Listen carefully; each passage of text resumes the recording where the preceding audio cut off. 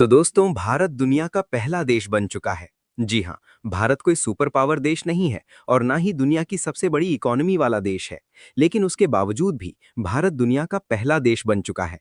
दरअसल ईरान और अमेरिका के बीच महीनों से चल रहे युद्ध को खत्म करने के लिए जैसे ही अमेरिका की तरफ से सीज फायर का ऐलान हुआ, वैसे ही यहाँ वहाँ की किसी आलतू फालतू एजेंसी द्वारा नहीं, बल्कि खुद इजरायली एनालिस्ट्स ने खुलासा किया कि भारत दुनिया का पहला देश बन चुका है।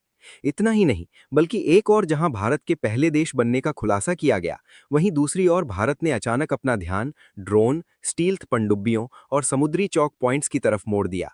और जैसे ही दुनिया के अलग अलग देश की नज़रें भारत की इन करतूत पर गईं, वैसे ही भारत के oil and natural gas minister Hardeep Singh Puri ji Bharat से उड़ान भरकर कतर पहुंचते हैं।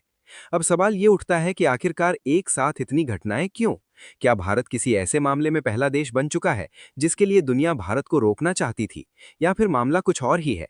बहुत बड़ी डेवलपमेंट निकल कर आ रही है, तो इस वीडियो में पूरा समझते हैं, लेकिन उसके लिए वीडियो को अंत तक जरूर देखिएगा।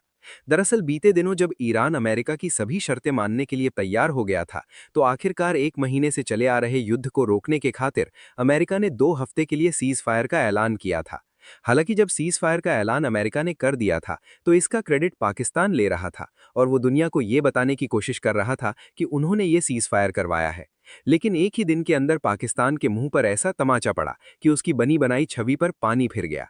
असल में हुआ ये कि ईरान ने शुरुआत में तो स्ट्रेट ऑफ हॉर्मोज के रास्ते को अमेरिका की शर्त को मानते हुए खोल दिया, लेकिन सुबह होते होते ईरान के तेवर फिर से बदल गए और उन्होंने स्ट्रेट ऑफ हॉर्मोज के रास्ते को ब्लॉक करना शुरू कर दिया। और ईरान अब सीधे कह रहा है कि वो स्ट्रेट ऑफ हॉर्मोज के रास्ते से हर दिन केवल 15 ही जहाज को फ्री में गुजरने देगा, और इसके अलावा जो जहाज जाएंगे या तो उन्हें मोटा पैसा चुकाना होगा या फिर उनके लिए रास्ता बंद कर दिया जाएगा। ईरान की इस मनमानी ने जलते हुए तेल में घी का काम किया और पिछले 24 घंटों के भीतर ही मिडिल ईस्ट का मंजर पूरी तरह बदल गया।